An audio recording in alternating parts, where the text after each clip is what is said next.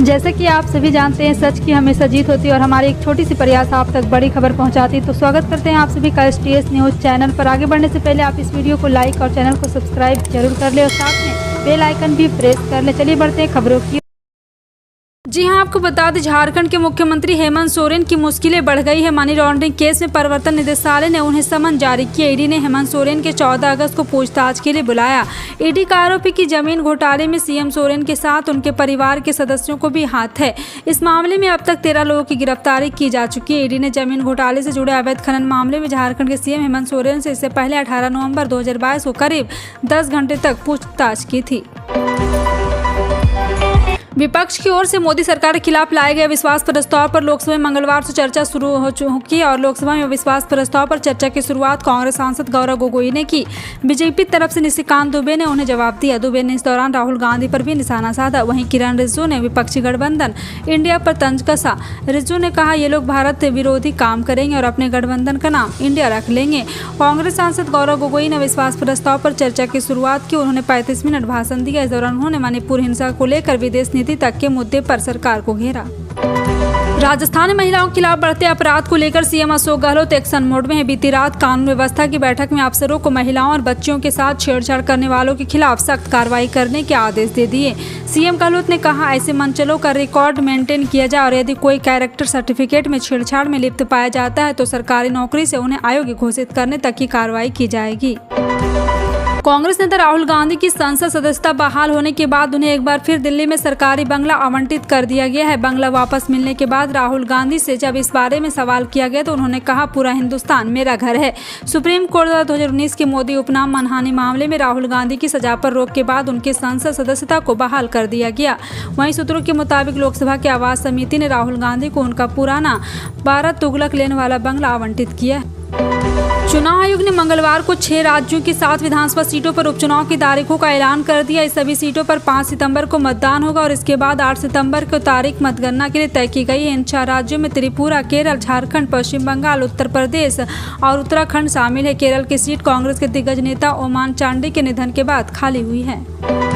दिल्ली सरकार ने CWC से परियोजना के लिए वृक्षारोपण नीति 2020 को ईमानदारी से पालन करने और उस पर नियमित प्रगति रिपोर्ट प्रस्तुत करने को कहा। यह भी सुनिश्चित करना होगा कि जो प्रत्यारोपित पौधे सर्वाइन न कर पाए उनके लिए 15 फीट ऊंचाई और कम से कम 6 इंच व्यास वाली स्वदेशी पौधों की प्रजातियां 1:5 के अनुपात में लगानी होगी।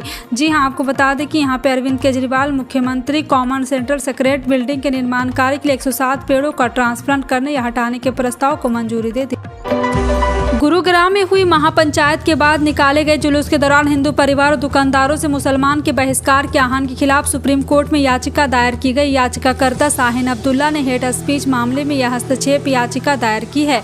याचिकाकर्ता के वकील कपिल सिब्बल ने CJI DY चंद्रचूड़ की अगुवाई वाले संविधान पीठ के समक्ष मामले को अर्जेंट बताते हुए शीघ्र सुनवाई के लिए उल्लेख किया। विपक्षी सांसदों ने राज्यसभा में सदन के नेता पीयूष गोयल के खिलाफ विशेषाधिकार हनन का प्रस्ताव दिया है। विपक्षी नेताओं का कहना है कि पीयूष गोयल ने विपक्षी दलों के इंडिया गठबंधन और उसके नेताओं को गद्दार कहा था, जिसे लेकर विपक्षी नेताओं ने कड़ा ऐतराज जताया और उनके खिलाफ विशेषाधिकार हनन का प्रस्ताव लाया। जयराम रमेश ने ट्वीट करते हुए कहा, आज 1300 बजे और राज्यसभा में इंडिया के गठबंधन के नेताओं ने विपक्ष को देशद्रोही कहकर संबोधित करने के लिए सदन के नेता पीयूष गोयल के खिलाफ एक विशेषाधिकार प्रस्ताव पेश किया।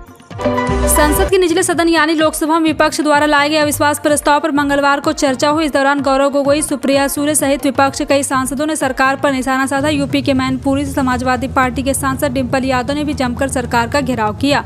उन्होंने सदन में चर्चा करते हुए कहा, सत्ता पक्ष के लोग कह रहे थे कि हमें राजस्थान पर चर्चा करना चाहिए जहाँ महिलाओं के साथ जघन्य अपराध हो रहे हैं। गुजरात की चर्चा करनी चाहिए, छत्तीसगढ़ की चर्चा करनी चाहिए। अगर ऐसा है तो मध्य प्रदेश, उत्तर प्रदेश की भी जरूर चर्चा होनी चाहिए। महिला एवं बाल विकास मंत्री आतिशी ने मंगलवार सुबह लक्ष्मी नगर स्थित केजरीवाल सरकार के आंगनवाड़ी सेंटर का दौरा किया। मंत्री ने केंद्र में बच्चों और आंगनवाड़ी कार्यकर्ताओं से बातचीत की, एक्टिविटीज में भाग लिया तथा वहां मौजूदा सुविधाओं की पड़ताल की। मंत्री आतिशी ने बच्चों को मिल रहे भोजन को खुद खाकर जांच भी की और अधिकारियों को बच्चों के पसंद के अनुसार न्यूट्रिशियस मेन्यू तैयार करने के निर्देश दिए। कुछ महीने पहले की बात है जब विश्व स्वास्थ्य संगठन ने कोरोना महामारी को ग्लोबल हेल्थ इमरजेंसी नहीं माना था, लेकिन अब तस्वीर बदलती दिख रही है। अमेरिका और ब्रिटेन में कोविड के मामले तेजी से बढ़ रहे हैं। ब्रिटेन में बीते दिन हफ्तों से कोरोना वायरस के केस में कई गुना इजाफा हुआ है। नए वेरिएंट एरिस की वजह से वायरस के मामले बढ़ रहे हैं। एरिस के कारण ब्रिटेन में कोविड के नए केस और हॉस्पिटलाइजेशन बढ़ रहा है।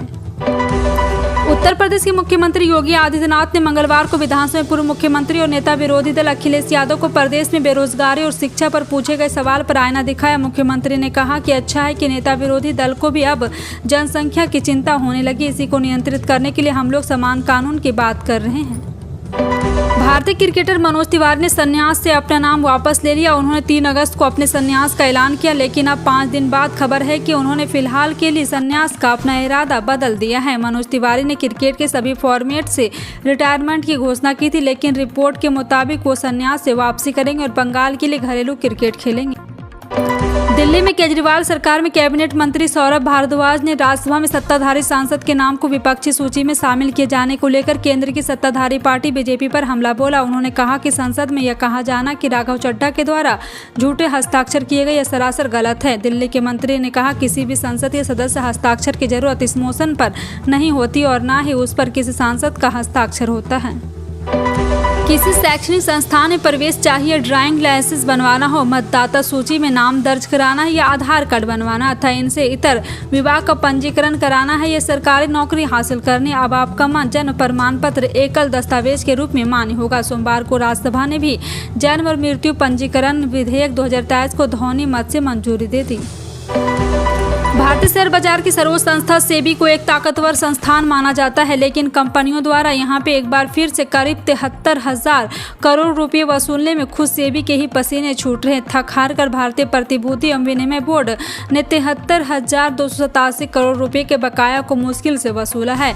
होने वाले बकाये की श्रेणी में डाला है। पूंजी बाजार नियामक ने मार्च 2023 के अंत में इस राशि को मुश्किल से वसूली में रखा। सेबी को विभिन्न इकाई के कुल मिलाकर 1 लाख करोड़ रुपए का बकाया वसूलना है।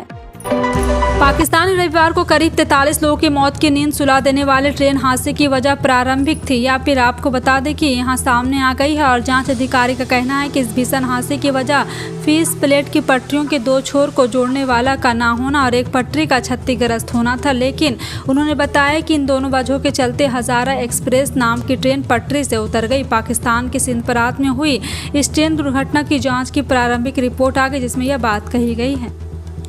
यूपी विधानसभा में बेरोजगारी के मुद्दे पर सीएम योगी आदित्यनाथ ने यहां पे एक बार फिर से नोकझोंक हुई। दरअसल प्रश्नकाल के दौरान समाजवादी पार्टी सदस्य संग्राम यादव ने एक तारांकित प्रश्न पूछा, क्या सरकार प्रदेश में बढ़ती बेरोजगारी के मद्देनजर रोजगार पक शिक्षा को इंटर कॉलेजों के पाठ्यक्रम में शामिल करेगी। सवाल के जवाब में सीएम योगी ने कहा, हमारे माननीय सदस्य और राष्ट्रीय शिक्षा नीति का अध्ययन करके आए हैं तो यह सवाल न पूछते। अगर आप तीज या रक्षाबंधन जैसे त्यौहार के लिए अपनी बहन के लिए ज्वेलरी खरीदने की सोच रहे हैं तो आपके लिए अच्छी खबर है। दुनिया भर के बाजारों में दिख रही गिरावट के बीच आज भारतीय सराफा बाजार में भी सोना सस्ता हो गया। इसके साथ ही चांदी कीमत में भी गिरावट दर्ज की गई। सोमवार के मुकाबले चांदी के दाम में 800 रुपये की भारी भरकम गिरावट देखने को मिली है। ताज़ा भाव की बात करें तो वैश्विक बाजारों में कीमती धातु में गिरावट के बीच राष्ट्रीय राजधानी में मंगलवार को सोना 80 रुपये की गिरावट के साथ 60,120 रुपये प्रति 10 ग्राम पर रह गया। अगर आप भी दिल्ली में रहते हैं और बारिश के इंतजार में तो आपको ये खबर थोड़ी उदास कर सकती है। दरअसल अगले करीब 1 हफ्ते तक देश की राजधानी में बारिश की उम्मीद ना के बराबर है। बिहार में भारी वर्षा होने के आसार हैं। वहीं यूपी के मौसम में उतार चढ़ाव का क्रम दिन भर जारी रहेगा। जी हां, आपको बता दें कि दरअसल दिल्ली एनसीआर मानसून का कमजोर फेज शुरू हो चुका है और इसी वजह से वहाँ बारिश होने की संभावना कम है। मंगलवार को मौसम में उतार चढ़ाव का क्रम दिन भर जारी रहेगा। किसानों को मदद के लिए केंद्र सरकार पीएम किसान सम्मान निधि योजना चला रही। 27 जुलाई को देश के करोड़ों अन्नदाताओं के पीएम किसान सम्मान निधि योजना की 14 किस्त के तहत 2,000 रुपये मिले थे और अब किसान 15 किस्त के बेसब्री से इंतजार कर रहे। सरकारी योजना का लाभ उठाने के लिए यहां किसान आसानी से ऑनलाइन रजिस्ट्रेशन कर सकते हैं, लेकिन आपको बता दें कि अगर आप भी पीएम किसान सम्मान निधि के वंचित है तो KYC जरूर करानी होगी। जिन किसानों ने अभी तक पीएम किसान योजना के तहत KYC का प्रोसेस नहीं किया वे आधिकारिक पोर्टल के माध्यम से कर सकते हैं। अंतर्राष्ट्रीय बाजार में कच्चे तेल के भाव में चढ़े हुए इंटरनेशनल मार्केट में ब्रेंट क्रूड ऑयल $85 प्रति बैरल के पार बना हुआ है। हालांकि भारतीय बाजार में राष्ट्रीय स्तर पर पेट्रोल और डीजल की कीमतें लगातार स्थिर है। जी हां, आपको बता दें कि अंतर्राष्ट्रीय बाजार में ब्रेंट क्रूड ऑयल का रेट $85.30 प्रति बैरल है, वहीं WTI क्रूड ऑयल के $81.96 प्रति बैरल के बीच में है। गरीबों के लिए अब कई ऐसी स्कीम चलाई जा रही है जो किसी वरदान की तरह साबित हो रही है। अगर आप गरीब और राशन कार्ड बना हुआ है तो फिर टेंशन लेने की जरूरत नहीं है। पीएम मोदी सरकार की ओर से राशन कार्ड धारकों के लिए अब एक ऐसा नियम बनाया है जो हर किसी का दिल जीतने के लिए काफ़ी है। आप राशन कार्ड धारक है तो फिर आपके लिए खबर बहुत ही काम की साबित होने जा रही है। सरकार देश भर में पीएम गरीब कल्याण अन्न योजना चला रही जो हर किसी का दिल जीत रही है। साल के अंत में होने वाले विधानसभा चुनाव के मद्देनजर भारतीय जनता पार्टी कोशिश सभी वर्गों को साधने की है। इसी क्रम में मुख्यमंत्री शिवराज की सरकार द्वारा सभी वर्गों को अलग अलग सौगातें दी जा रही।